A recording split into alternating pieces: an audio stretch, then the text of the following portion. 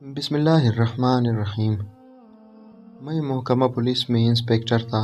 ایک دفعہ میں ڈیوٹی سے گھر واپس آ رہا تھا کہ مجھے راستے میں عشاء کی اذان سنائی دی۔ میں نے اذان سننے کے لیے گاڑی کا شیشہ نیچے کیا تو اذان سے زیادہ فحش گانوں کی آواز آ رہی تھی۔ میں گاڑی کو اسی سمت لے گیا جہاں سے میوزک کی آواز آ رہی تھی۔ پتہ کرنے پر معلوم ہوا کہ یہ ایک پشاور طوائف کا گھر ہے جس کے پاس مغرب کے بعد علاقے کے وڈیرے، لوفر اور رئیس لوگ شراب میں دھت ہو کر آ جاتے ہیں اور پھر ساری رات ناچ گانے کی محفل جمائے رکھتے ہیں۔ کچھ ضروری معلومات لینے کے لیے میں طوائف کے کوٹے میں داخل ہو گیا۔ سامنے سب نشے میں دھت تھے، یہاں تک کہ سیکورٹی گارڈ بھی اپنے ہوش و حواس میں نہ تھا۔ میں نے جا کر طوائف سے کہا کہ اذان ہو رہی ہے، میوزک بند کرو، تو اس نے میری بات سنی انسنی کر دی۔ پھر میں نے میوزک اسپیکر کی تار کھینچ کر توڑ دی۔ میوزک بند ہوا تو نشے میں دھت وڈیرے بھی اضطراب میں نظر آنے لگے۔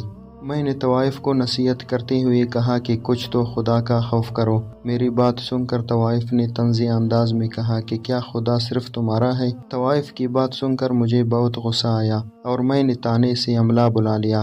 عملہ آنے سے پہلے حالات کی نزاکت کو سمجھتے ہوئے باقی تماشائی فرار ہو گئے، مگر طوائف اور اس کی چیلیاں گرفتار کر کے لیڈیز پولیس کے حوالے کر دی گئی۔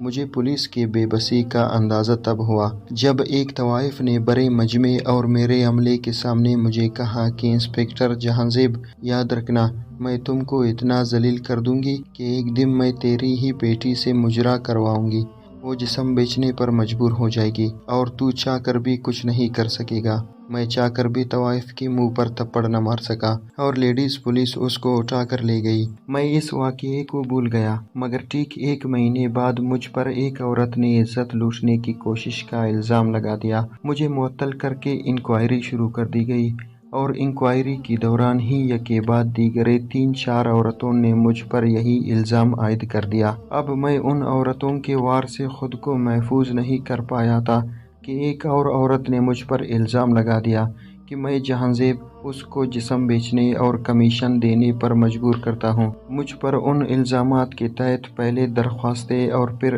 FIR درج ہو گئی۔ میں خود کو پولیس کی گرفت سے دور رکھنے کے لیے عارضی طور پر فرار ہو گیا۔ پولیس والوں نے ایک دن میری بیوی اور بیٹی کو تنگ کرنا شروع کر دیا، یہاں تک کہ میری بیوی کو چوری کے کیس میں گرفتار کر لیا گیا۔ پھر جب میری بیٹی اپنی ماں کی خبر گیری کرنے گئی تو خدا کے خوف سے عاری پولیس والوں نے میری بیٹی کے نازک حصوں کو چھونا شروع کر دیا۔ جب میری بیٹی پولیس والوں کی نازیبا حرکات سے تنگ آئی اور رونے لگی تو میری بیٹی کو ماں سے ملوا دیا گیا اور ماں کی رہائی کے بدلے میری بیٹی کو بستر پر رات گزارنے کا کہا گیا۔ تو میری بیٹی نے قانون کے محافظ پولیس والوں سے کہا کہ آپ میری ماں کو میرے ساتھ بھیج دو اور آج رات مجھے مہلت دے دو، کل خود ہی آ کر میں آپ کے پاس رات گزاروں گی، اگر نہ گزاری تو مجھے بے شک دوبارہ میری ماں سمیت گرفتار کر لینا۔ ہوس کے پجاری پولیس والوں نے میری بیٹی کی بات مان کر اس کو ماں سمیت گھر آنے کی اجازت دے دی۔